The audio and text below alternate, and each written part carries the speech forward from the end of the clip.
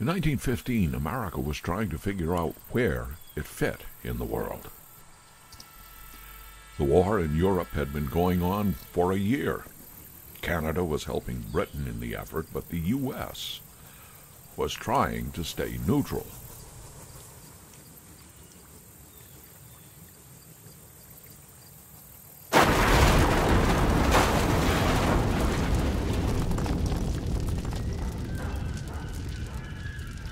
It was a small bomb, but it was the first act of the World War on American soil, an international story that reporters were rushing to cover. Lincoln to Topsfield, and then Kossuth. Never make it by noon. Eaton? No, we don't want Eaton.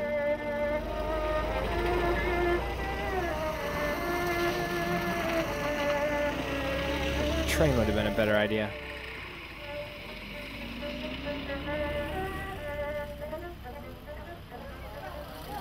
What's going on here?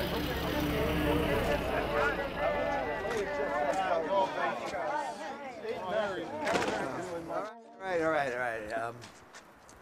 This morning we arrested one Werner Horn at the Exchange Hotel. He was wearing a German military uniform, and he's admitted to setting the charge. That's all I can tell you now. He's in the cell. He's not going anywhere. Come on, give us something we can really use. I got a deadline to meet here. Hey, bring him to McAdam. Hey, take care of him. Come on. Let's have a look.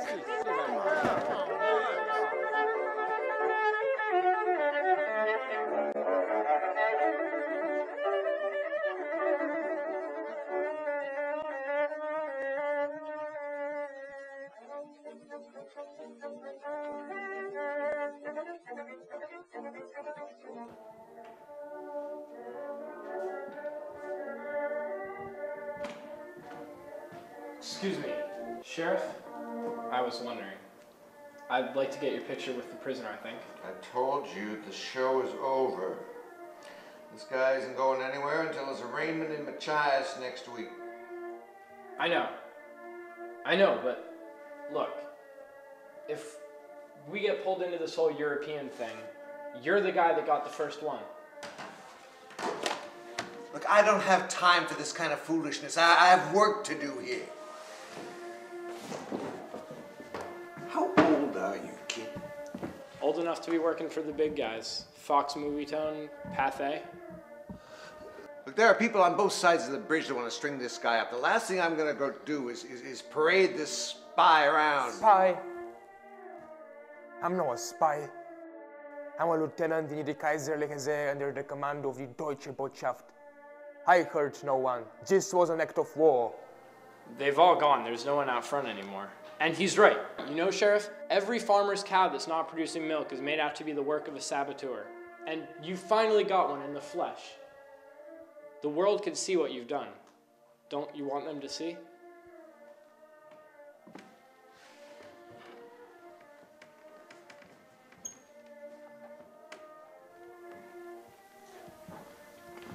Would they see this in Portland? Yeah. Universal newsreel. All over.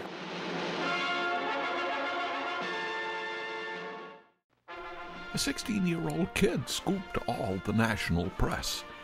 His name was Louie deRochemont. From the first, he had the confidence to direct the story. His original footage shows the sheriff and prisoner quite pleased to perform. In the next 5 decades, he created a new standard for documentary film. Before there was such a thing as a news show, deRochemont's March of Time changed the newsreel business. It brought a definite point of view to America's movie houses. The Great Depression, the first warnings about Hitler, and controversial feature films about racism, labor unrest, and the Cinerama adventures of the 1950s. He was a maverick, an outsider, a street-smart producer who invented a language for all the newsreels that followed, and every nightly news show you've ever seen. They all respected him immensely. In fact, one or two of them referred to him as a kind of genius. He could take a bunch of film, a mess of film from around the world that made no sense at all, and once a month could make it into a 20-minute film that was brilliant and that anticipated news events. He said he'd make a film about Czechoslovakia, and 2 weeks later something would blow up in Czechoslovakia. In all anxious and troubled Europe today, no news is awaited with graver concern than the hour-by-hour report from Prague, Czechoslovakia. He's probably the most intuitive person I've ever seen. He was constantly on the look for something to happen and that he could make happen, because that was part of what he did. Things that he would come up with were things that people weren't talking about. His competition would shake their heads and say, how the hell did he do that? You know, how did he get all that material so quickly? Well, it wasn't so quickly, but it was because he had the acumen, actually, to be able to discern that something's going to happen someplace. Good. Rosebud, dead or alive. It'll probably turn out to be a very simple thing. Well, we didn't do spot news. We didn't do that. We things that we could pick out of the future book and work on them and work on the outside, getting, picking up stuff.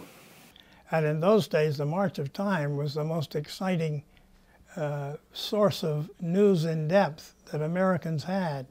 You have to remember that there was no TV, and the newsreels in those days were just brief glimpses of 30 seconds or 60 seconds. The newsreels had a special kind of style, part journalism, part show business. They don't make films like these anymore. That in that day, nobody was telling the public what was going on. Louie used to come on for a half an hour on a monthly basis and have a subject of some meaning. People would almost select the time they'd go to the movies by the time the March of Time would be there. Meanwhile, David Lasser and his Workers' Alliance demand, instead of a decrease in the national dole, a very great increase. They demand for next year a $4 billion relief budget and announce that if Congress turns them down, they will march on Washington as an army with banners. Back then it was a monthly news cycle. Today the cycle is hourly. But after you see a few March of Times, you start to detect its DNA in everything. From network news to Comedy Central, and the History Channel to schlock reality shows.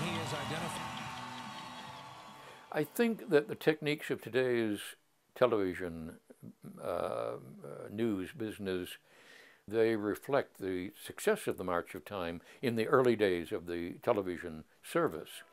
But as far as outrage, much more careful than the March of Time.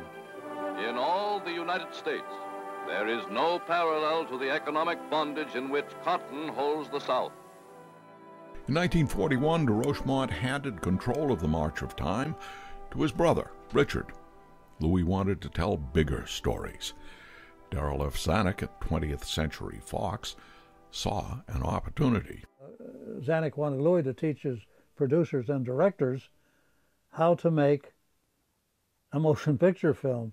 Not that they didn't know, but he wanted to get away from all of the happy stuff that was done during World War II.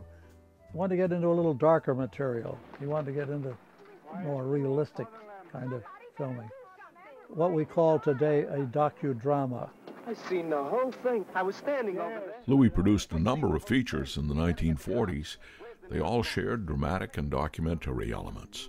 He worked with many accomplished directors, but the result was always a recognizable deRochemont product. These films created a new hybrid form, the docu-noir. The Academy awarded Louie 2 Oscars for his work for The March of Time and the feature Fighting Lady. In honor of all American aircraft carriers, let us call her the Fighting Lady. In 1949, he broke new ground with Lost Boundaries, the first feature film to confront racism in America.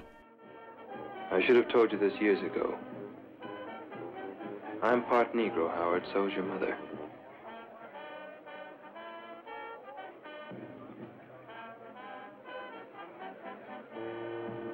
What do you mean? That makes you a Negro, too. The Navy doesn't commission Negroes.